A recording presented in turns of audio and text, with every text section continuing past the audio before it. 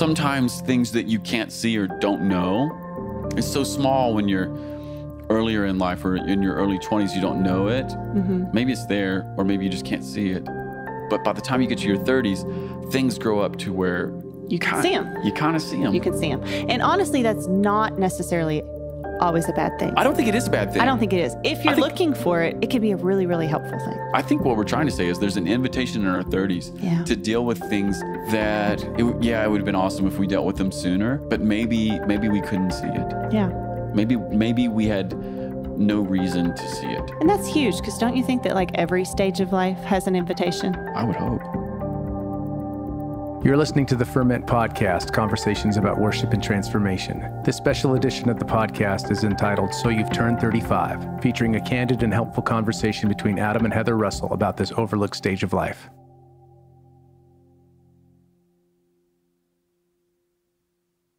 This episode is brought to you by Monk Drums. Monk Drums is a creative desert venture that strives to combine beauty and business as one heartbeat. Monk Drums' main focus is handcrafted wooden drums that allow us to love, assist, and serve all who accompany us on this path. Use the coupon code FERMENTPOD to get 5% off your Monk Drums order. Find them on Instagram, Facebook, and Twitter at Monk Drums. And every Monday, look for hashtag Monk Drum Monday.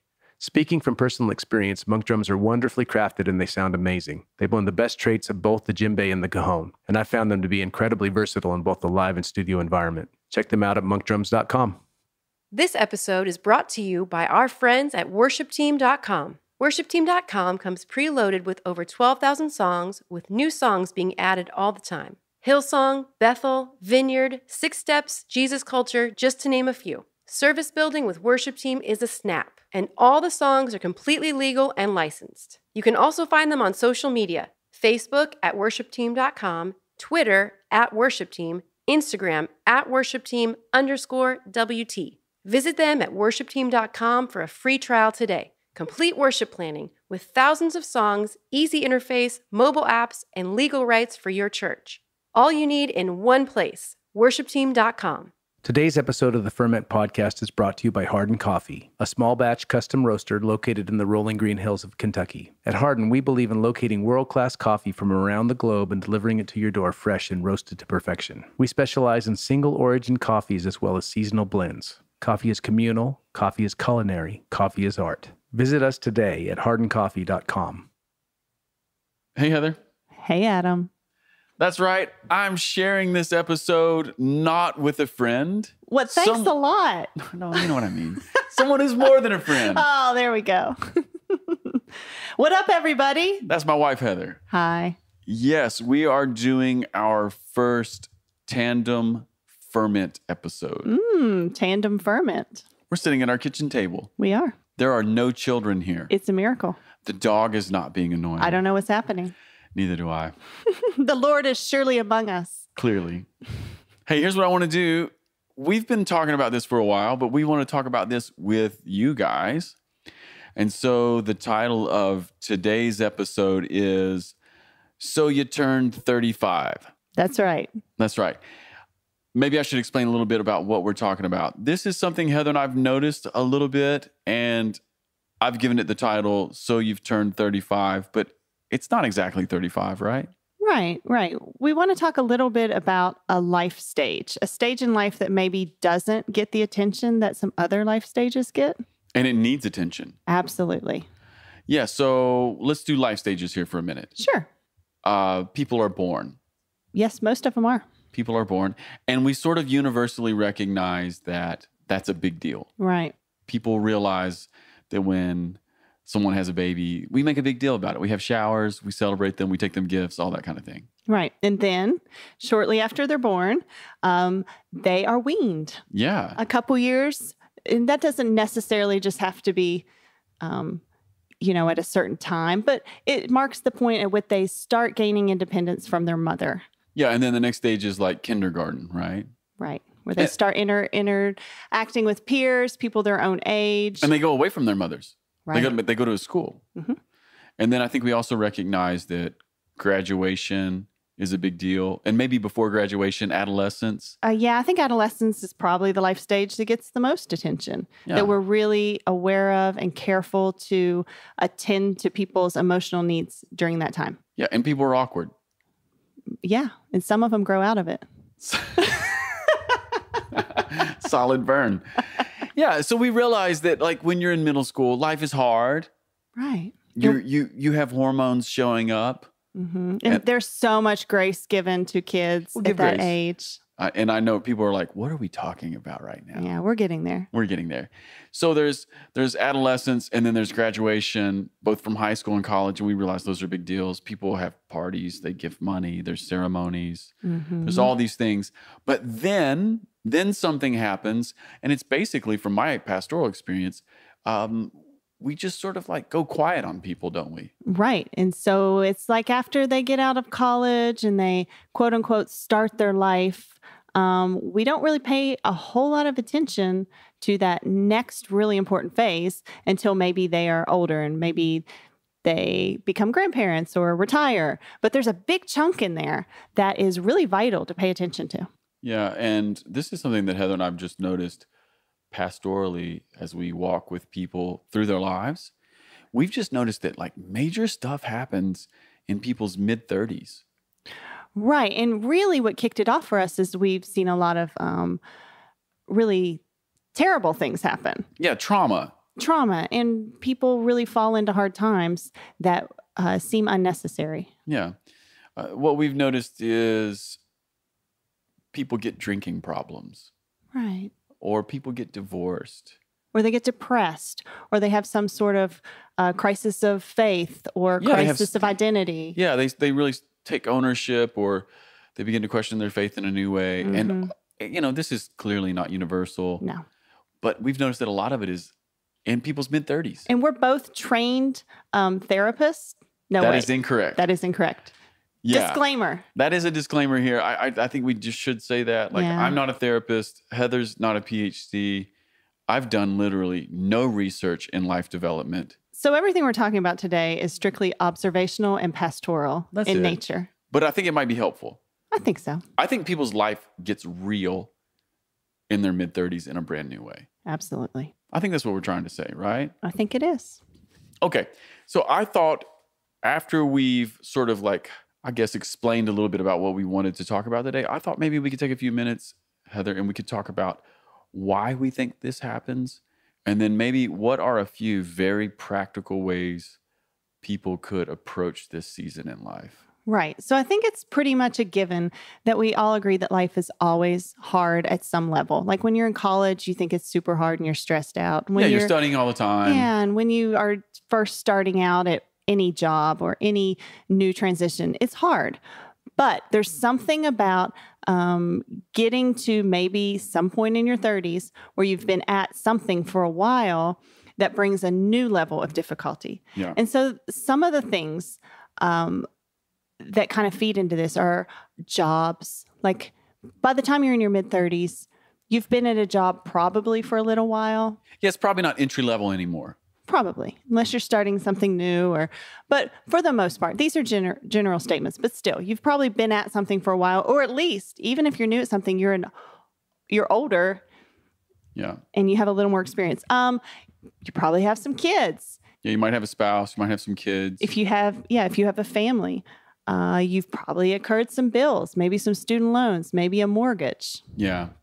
Really what I'm hearing you say is there's something about our 30s that sort of absorbs our margin. Yeah, you start carrying a level of responsibility in which you have to let go of some of that me time that maybe you enjoyed in your 20s or in your teens. And your time becomes a little bit more about things that you're responsible for, things or people. That's right. Mm-hmm. Yeah, I know this past fall, we have 4 kids. Yeah. Yeah. I know this past fall, all 4 of our kids were playing soccer. Which was super easy. Yeah. How many nights a week were we at the soccer field? All 8? Yeah. No, I actually think there was a brief moment where we were at the soccer field 6 days a week. Yeah. Wasn't it? Yeah. It was pretty intense. And I love going to the soccer. I love it. I love watching the kids, but it soaked up every ounce of our spare time. Yeah, everything was gone. And this is on top of pastoring the church, helping giving direction to Vineyard Worship. You own your own art studio for children. Mm-hmm. And one of the things that we noticed even this fall was our schedules were just amped, weren't Yeah, and they? this wasn't necessarily reality when our kids were small. So even No. when we were younger and our kids were small, they took a lot of energy, but they didn't have their own schedules. Yeah. So this whole kids having their own lives and schedules thing has impacted us in a new way. Yeah. And so our schedules were like super amped, but none of the other things in our life took a break. Right. Yeah. So we were still on. And so I think that's part of what we're saying is there's something about this stage in life where whatever margins you had earlier, they just sort of go away. And there's a sense in which all of those really good yeses that you gave to other people or to a job, a career, to God, Yeah. those 3 or 4 yeses, and I'm thinking about being married, having children, starting a career, maybe locating, buying a house. It's Pouring into people, even if you're in any sort of ministry. Yeah. Yeah. Okay, so that's 6. You could give yourself to 6 yeses, and then all of a sudden your life is kind of Full. completely full. And I think it's important to point out that none of these are bad things. No, it's all good. I guess all I'm trying to say in that is you could make 6 or 7 really important decisions and they be really good and not realize that the ramifications are that in 6 or 8 or 10 years, it's going to completely fill your life. Yeah. And I'm super guilty of saying yes way too easily to everything because I didn't realize for many years how valuable margins were. Yeah, I mean, when you have no margin, it's really hard to deal with anything extra that comes. And life always has a way of stacking something extra, right? Right. Like a car breaks down or there's a leak in the basement. And so I think one of the things that would be really good for us to be aware of, if you're listening to us wherever you're at right now, is this idea that maybe some of what you're experiencing, maybe we're naming it for you right now. And here's some of the reasons why. Like maybe the devil's not attacking you. Or I mean, maybe he is. Probably. Probably. But maybe what's really happening also is you've just ended up with a life where you have no margin. Right. But don't you find that when you start feeling squeezed and when your time starts feeling so spoken for that it can feel like you're being attacked? Of course. It gets very claustrophobic. And things that are blessings like mates and children and jobs and soccer mission, and ministry and starting your own business, all those things, those are all blessings. All of a sudden, they don't feel that way anymore. Yeah. Yeah. So you turn 35. One of the things that's probably going to happen to you is your margins are going to get way, way, way thinner. Right. You want to add anything else to that? I don't think so. Okay, cool. Let's move on here. Second reason why I think this happened is something I'm calling trajectory. Meaning that by the time we get into our 30s, especially mid-30s, I guess what I'm trying to say is a lot of the little ways in which our soul has been formed, or to sort of piggyback off of what we were talking about earlier with margins, a lot of the seemingly small decisions we've made, or maybe in this category, the small decisions we didn't make. By the time we get into our 30s, we've had enough time for those things to grow. And all of a sudden, maybe we accidentally became a person that we didn't intend on being. Right. It's kind of like your baby cobra analogy. Yeah, that's right. Sometimes when I'm talking to my church, I talk about baby cobras. I guess what I'm trying to say is sometimes we put up with things when they're small because they seem insignificant, right? And if we had dealt with it when it was small, it'd be relatively easy to deal with, even if it's dangerous, like a baby cobra. Right. But if it's undealt with, give it enough time, that baby cobra becomes a giant cobra. Or given enough time, the trajectory of our inactivity or our activity, it has time to go somewhere. And so even if we're off only by 1 degree. Yeah, 1 degree when you're 19, taken to the age of 35, suddenly has a much broader scope. Yeah. So like a 19-year-old who has a slight anger issue, maybe people give them a pass because they're a young person, right? But if it's undealt with and that baby cobra grows until that person is 35, then all of a sudden it's possible for me to become the kind of person who doesn't have a baby cobra of anger. Now I have an 8-foot long cobra of anger living in my life, right? And wouldn't you say that baby cobras are probably easier to deal with Of course they than are. mama cobras? Yeah, absolutely. It's easier to handle something when it's small. So I think there's something about our 30s or this season in life where a lot of the things that we either grew up with, maybe life experience, the dysfunction at our home, or just, I oftentimes think about quote unquote cuteness, things that were cute when a kid was 8, or things that were cute when a kid is in high school, or things we give people passes for, or things we don't really hold ourselves accountable for. Maybe when we get to be 35, it's a disaster. And also, it's kind of the time when, even if it's things that you haven't chosen, but rather things that you have had instilled in you or grew up with or kind of took on through osmosis from your home, it's had enough time to cultivate in your own life and maybe show up in the home that you've now created. Yeah, well, I mean, I'll just be honest here. Like, I grew up in a home where we didn't talk about anything, you know? And so I grew up with the baby cobra of really about avoiding. Now, what's interesting is I'm not an avoider, but I am at home, right? It's kind of funny. We've been talking about that. Yeah. I'm owning it. Look at you. I'll own it. Oh. Yeah. So it's weird how sometimes things that you can't see or don't know, it's so small when you're earlier in life or in your early 20s, you don't know it. Maybe it's there, or maybe you just can't see it. But by the time you get to your 30s, things grow up to where you can see them. You kind of see them. You can see them. And honestly, that's not necessarily always a bad thing. I don't think it is a bad thing. I don't think it is. If you're looking for it, it could be a really, really helpful thing. I think this is actually, I think what we're trying to say is there's an invitation in our 30s to deal with things that, it would have been awesome if we dealt with them sooner, but maybe we couldn't see it. Yeah.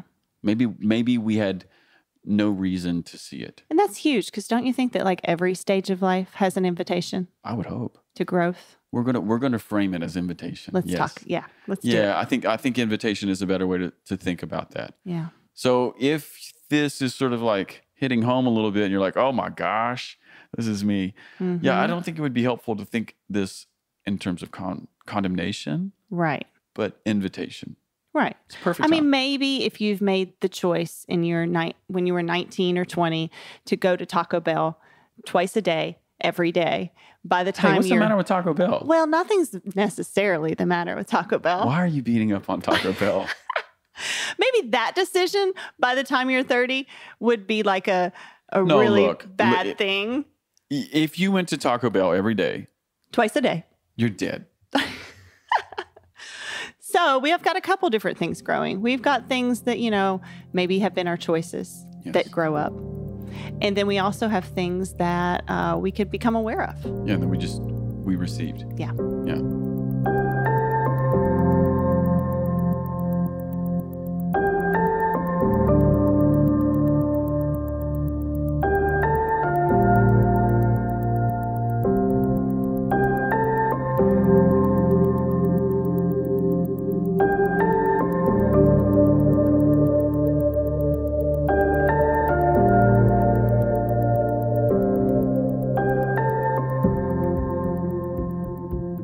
Why else? One more.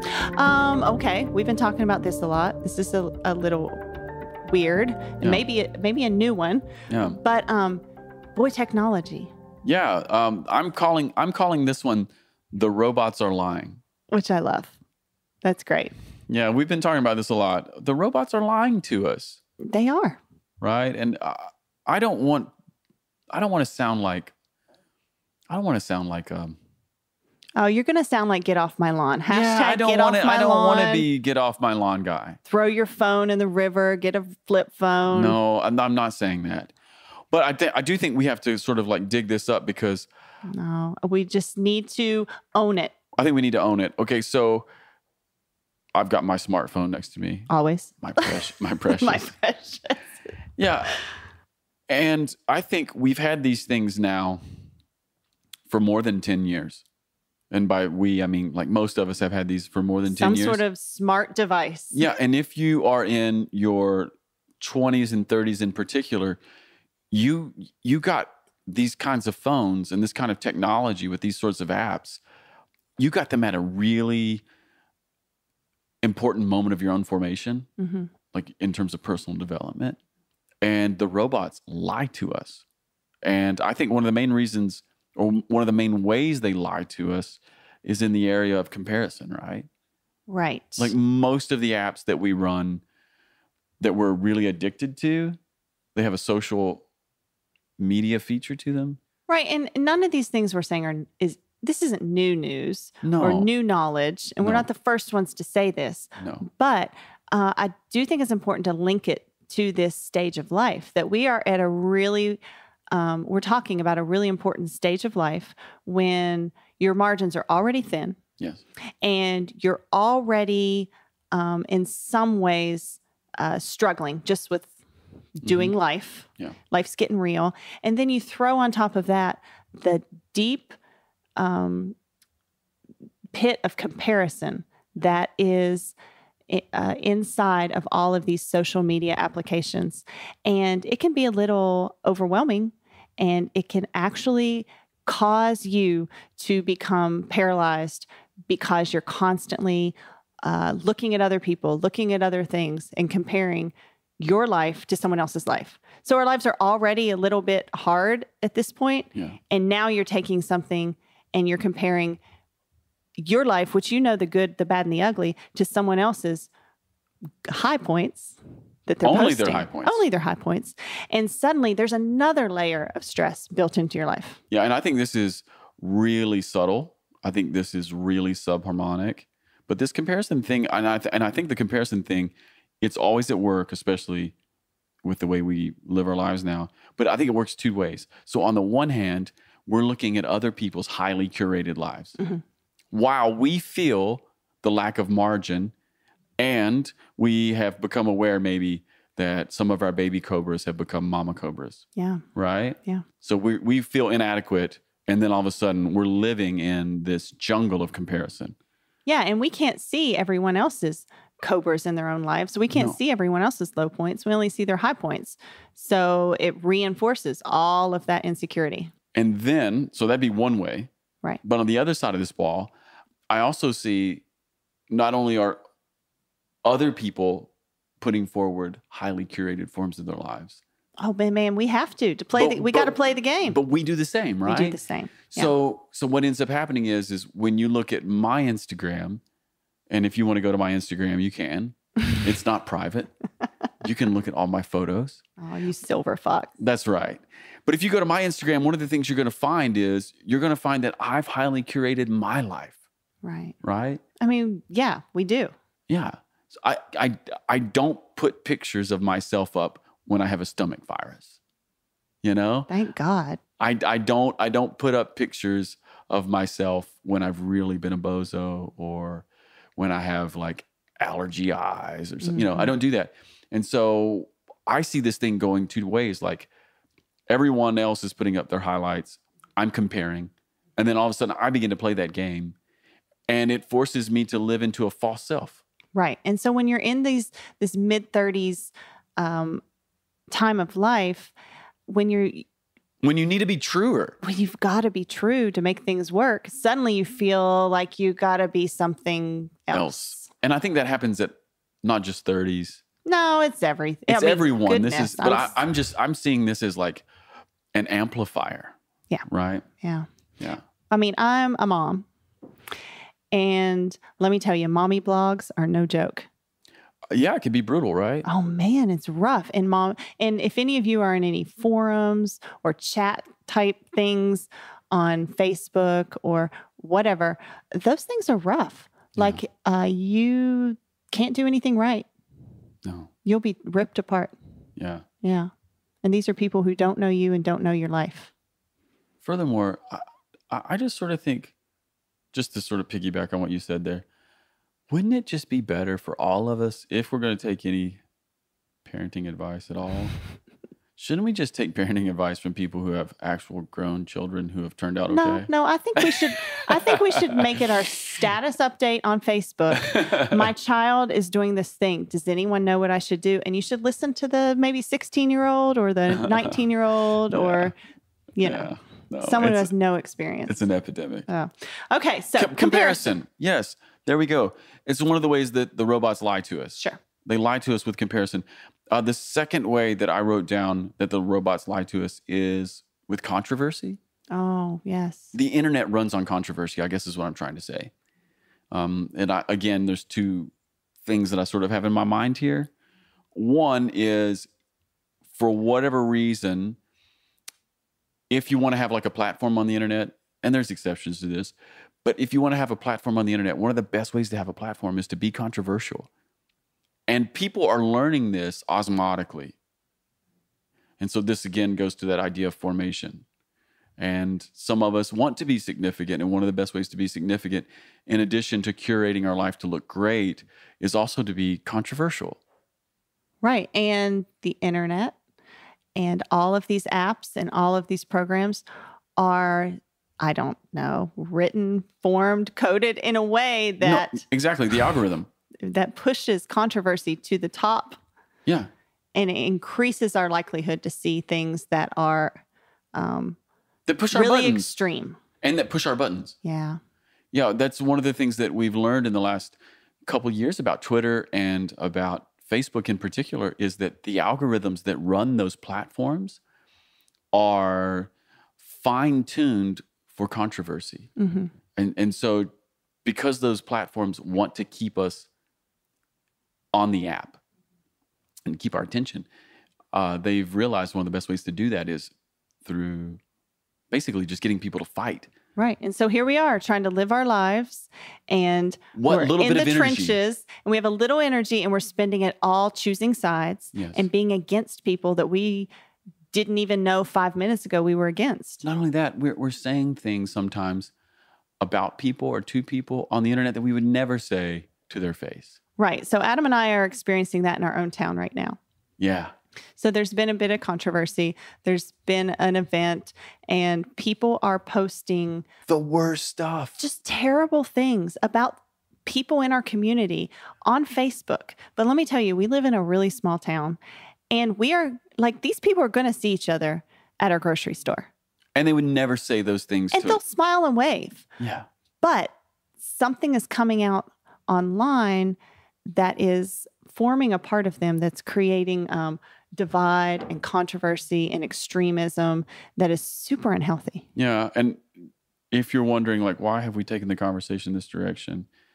Well, the reason I wanted to talk about it in this way is because I've been asking myself, and I've been asking Heather, what is the net result of living with these devices, this technology, and these apps for 10 years? Right.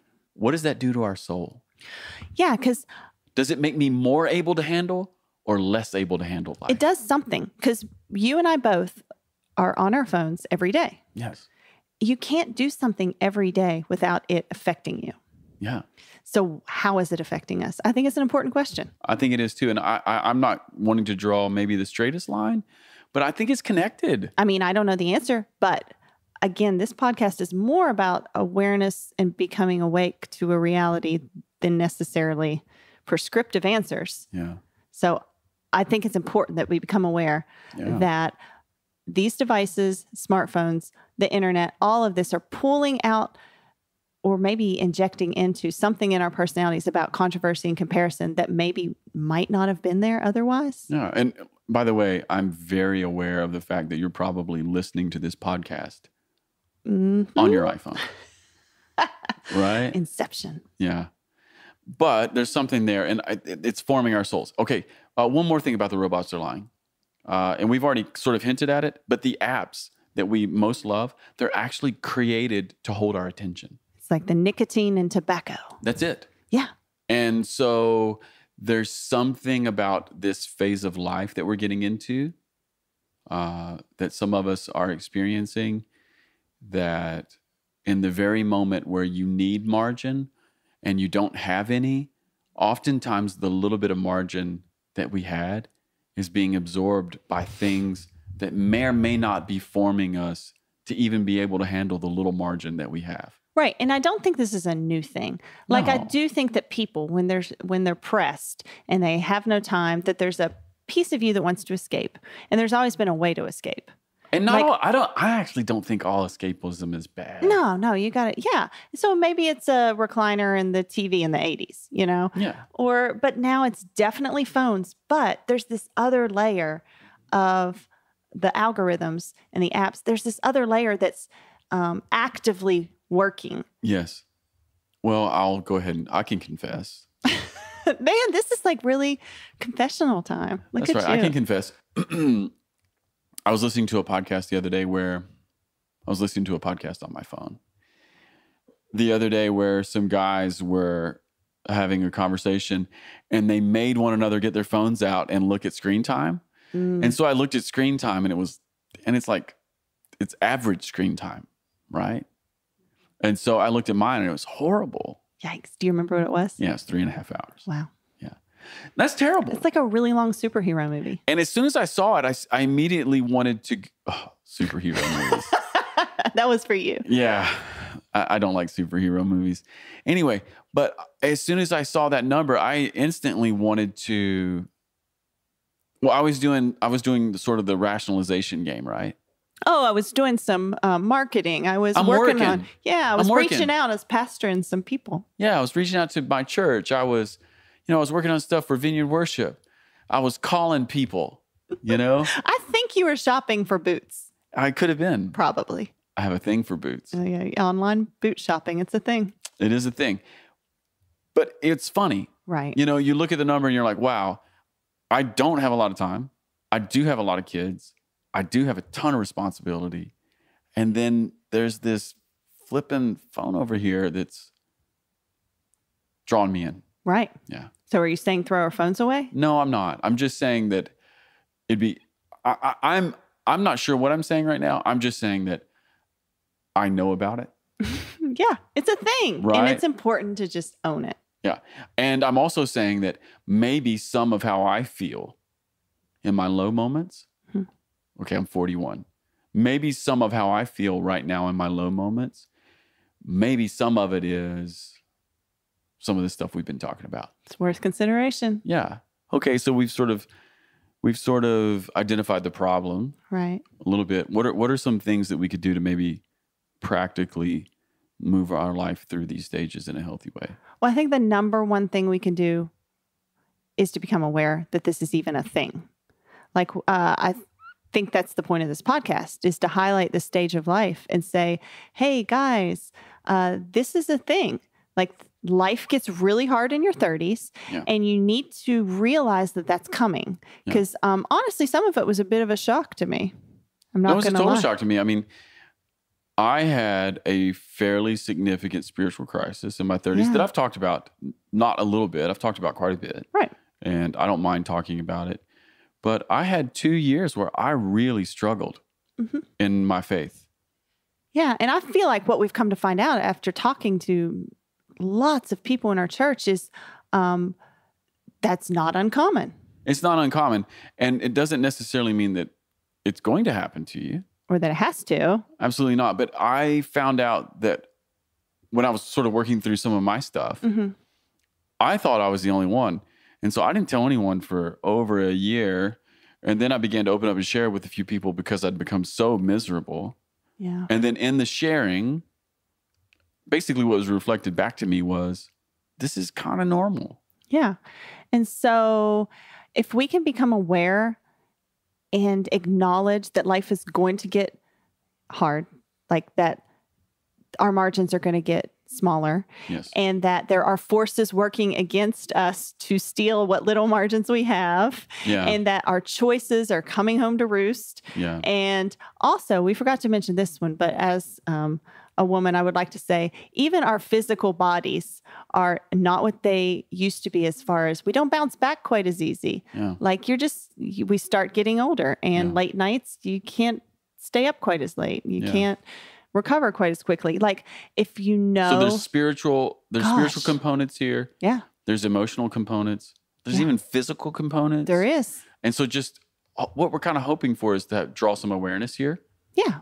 So that people can give themselves some grace, right? Yeah. So if we could just acknowledge, wake up, become aware, and own it. Yeah. That, we're coming up on this point of life where things are going to get hard in a new way. They're going to get more difficult in a new way. Yeah. Then that would be super helpful. And I feel like if we can do that, then we can start taking some steps to prepare to navigate through this phase of life with grace and with maybe not blowing our lives up.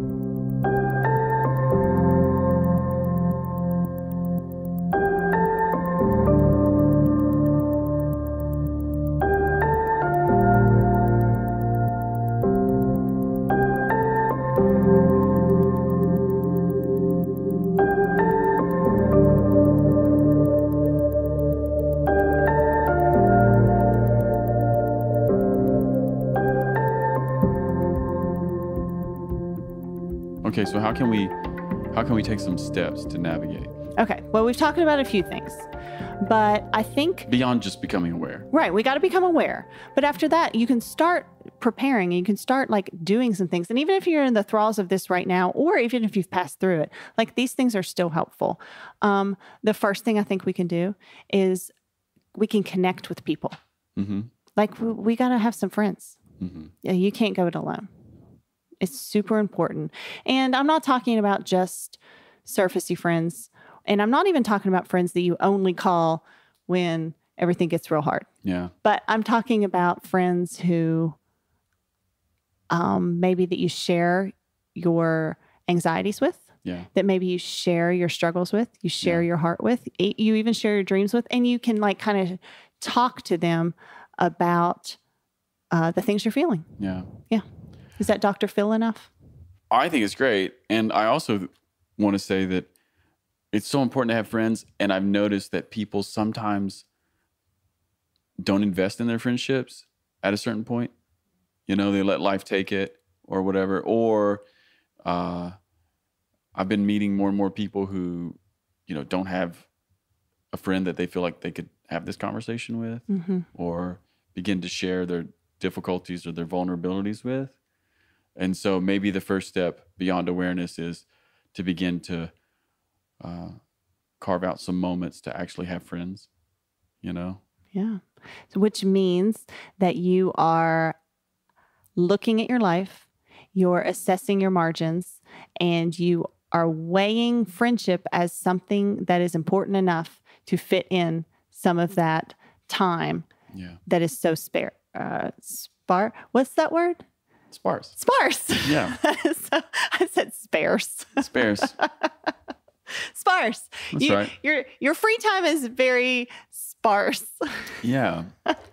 No, we have And to connect so friendship's important enough to say, you know what, I have a free night on Thursday evening, and it is important enough to have a friend that I'm going to take that time and sit and talk to a friend. Yeah. Yeah. And so sometimes even maybe leaving the spouse and the kids behind to go have a friend, that'd be a great use of time. Yeah. And why is friendship so important? I think it's because all of these things that we go through at this stage of life, they're all pulling us away from people, and we need that connection with people. Yeah. What are some other ways we can connect with people? Friends are great. You need friends, but you also need some people who are a little further down the road than you. Yeah. So you need maybe a pastor. Yeah. You need a mentor. Yeah. You need a counselor, a spiritual director. Friends are great, but then sometimes you need to talk to someone who is an expert. Yeah. No, I think that's great. I know you and I have both over the last 2 years acquired a spiritual director. Right. And I think it's been ridiculous. It's been great. I will say that I saw a huge change in you. Yeah. When you got a spiritual director. I could tell the days that you had met with him because you would come home and you would just see. And I hadn't told you. No, because full disclosure, we tend to be fairly independent in That's our right. scheduling. That's right. I never know what you're doing. That's right. But so you would come home and I'd be like doing whatever, fixing dinner or hanging out. And you were just like lighter. Yeah. Because you tend to be a serious person. Yeah. And intense. Yeah. I think that even comes across on the podcast. I think that's common knowledge. But I saw these days you would come home and just literally be lighter and more full of joy. Yeah. And I would be like, what'd you do today? You'd be like, oh, I talked to my spiritual director. And that happened multiple times. And I was like, wait a minute. And sure enough, it's a wonderful thing. Yeah. And one of the things I've noticed in spiritual direction, I think one of the best things I've noticed in spiritual direction is that it has become a space where I'm oftentimes saying things for the first time. So if there's something in my life I need to own, or if there's something that's kind of scary in my life that I need to talk about, maybe even things I haven't talked to you about yet, or maybe something big that I've been thinking about, but I haven't prayed to God about it, or I haven't shared it with a friend, any of my friends. I've noticed that spiritual direction is a safe place for me to try something out because it's one of these rare environments where there's zero judgment. Right. And you're an external processor. I am. I can't even understand if I like an idea or not without sharing it with some people. And some ideas you don't feel comfortable sharing with just anyone. Mm-hmm. And probably for good reason. or even like maybe not even an idea, but some just some parts of my life I don't, it's like, I don't know where to even start. Mm-hmm. And it's been a great place. Yeah. Yeah. So, becoming aware of things, but then also connecting with friends, connecting with people, like connecting with friends. And then for us, connecting with the spiritual director has been amazing. Super helpful. Yeah.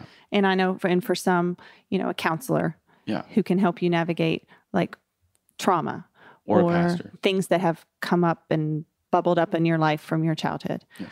A pastor, super important. Yeah, because a pastor can help you maybe reconsider your own spiritual formation. Right. Mm-hmm. Pastor is a person who's talked to probably lots of people like you. Yeah. Isn't that funny? Everybody we end up talking to who's like, feels like they're the only one going through something. Not that you want to ever belittle someone's pain. Of course not. But you also want to assure them that, dude, like 10 other people are going through this right now. Yeah. Which I think is comforting. It is actually comforting. It is for me anyway, because there's something about pain or difficulty that often feels isolating because we feel like, oh, I'm the only one. Well, and I'll say this, short detour, but after my first baby, I experienced postpartum depression. But I didn't know that's what it was. Well, we had never even heard of it. No, I just thought I was going crazy. Yeah. And it was a really, really, really dark time. And had I even had one friend or someone to say, oh, no, that's kind of a thing. Like, that's normal. You just had a baby. Your hormones are going bananas. But we were super young. Yeah. Oh, so young. We were married. I was married. Idiots. I was married. We were married at 21 and Heather was 19. Yeah. And then first baby came at 23 and 21. Yeah. Yeah. So we were young. None of our friends had babies yet. And I thought I was losing my mind. I thought it was awful. And if I had known even one other person who could say, oh, no, I went through that too, I think it would have saved a lot of heartache. It would have. And the cool thing I like about that story that you just told is that it just sort of highlights everything that we said a moment ago. It's about becoming aware, but then connecting with other people and then finding out that you're not alone. Well, and becoming aware of postpartum depression actually wouldn't have made it go away. No. It just would have made me not feel like I was going crazy. Yeah, it's interesting. If you can name something, it feels smaller. Yeah, if I just knew what it was, then I could take a course of action to treat it. It's not the smoke monster from Lost, you know? Oh, Lost. I haven't thought about that forever. I know. When you were talking about it, I got a picture of the smoke monster. That's really... Wait, you thought about me and you thought of the smoke monster? I just thought about how we didn't know what it was, you know? Mm-hmm. Yeah, so that was a little detour, but... I think it's important. Okay, so we need to be able to name things, become aware, become awake. We need to connect our life to people. Yeah. We can't live in isolation when we're becoming more pressed. No, we can't. I mean, And- we can, but it's not healthy. It won't work. Yeah. No. So we need to connect with people. And then what else do we need to do? Well, we need to connect with God. Yes. We're pastors. We're pastors. We have to put this in here, right? Yeah, it's illegal if we don't. Oh, it's actually really important. No, it is important. Yeah, we have to reconnect with God. And sometimes that means rediscovering how to connect with God.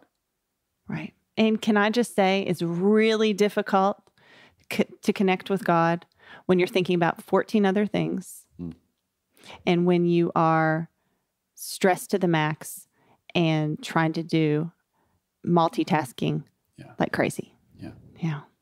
So what do you do? Connecting with God isn't just this mental exercise. No. It actually has physical ramifications in our life. Well, and I think another word for that is just formation, right? Yeah. So to connect with God means I have to put aside some time. Yeah. I have to make a space. Mm-hmm. You know, I have to change my heart for a moment, turn it outward to God again. And so, yeah, I think that's a big deal. Yeah. And so really what we're saying is like, this phase of life is going to happen. It's going to happen. And it can be really great or really not great. Yeah. And in order to navigate it in a healthy way, you may have to change the way your life looks.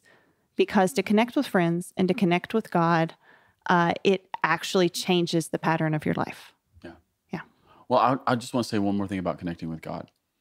The way I connected with God when I was in high school is similar but different now that I'm in my early 40s and as I was coming through my 30s. Isn't that the truth? Yeah, like it really changed. Well, I remember a moment when I guess it was after our second baby, and the kids were down for a nap.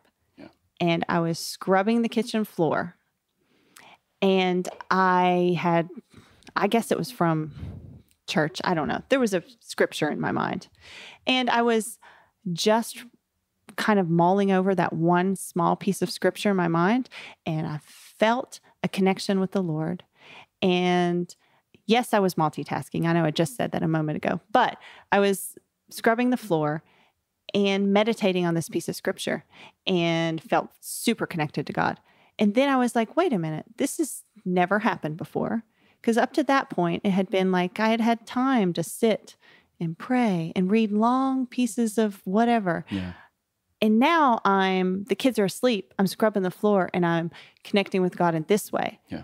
And it was a moment where I remember a switch being flipped and being like, oh, well, this can look a lot of different ways. Yeah. Yeah. Yeah. And I think giving ourselves permission to modify how we connect with God. Yeah. It can look different in each season of life. Or to even change some things, to make some radical moves. For instance, in my mid-30s, that's when I started going to Gethsemane, which is this Catholic monastery a few miles away from here. It's where Thomas Merton did his writing. And I started going and doing silent retreats once a year over there for 2 or 3 days at a time, which is sort of extreme. It's extreme. But I needed it. But it's the extreme opposite of your life. It's stillness and silence. Yeah.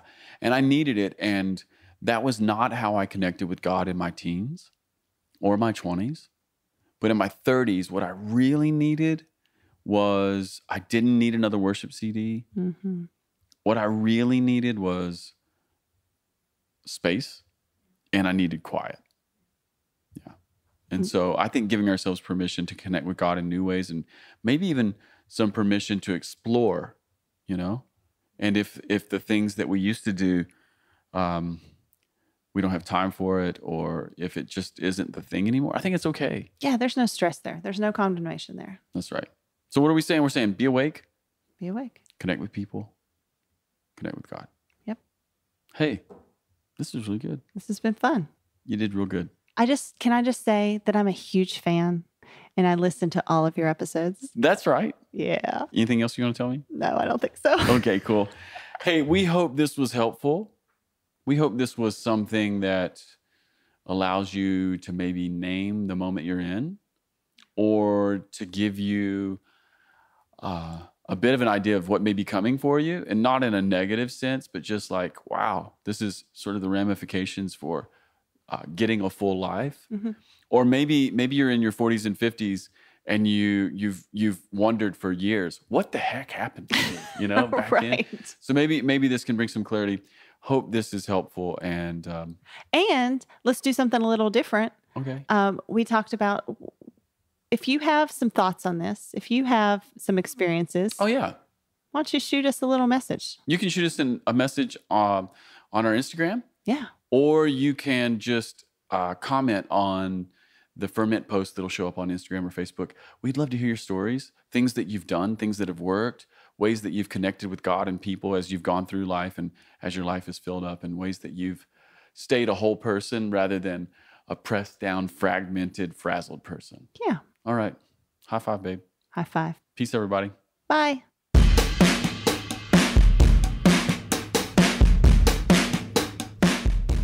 Hi, everyone. This is Melissa Keller, Events Director for Vineyard Worship. If you've been enjoying the podcast, I've got a couple of ways you could really help us. First of all, review the podcast on iTunes or the podcast platform of your choice. This helps more people find us. Also, connect with us on social media, Instagram at the Ferment Podcast and Twitter at FermentCast. Thanks for listening. See you next time.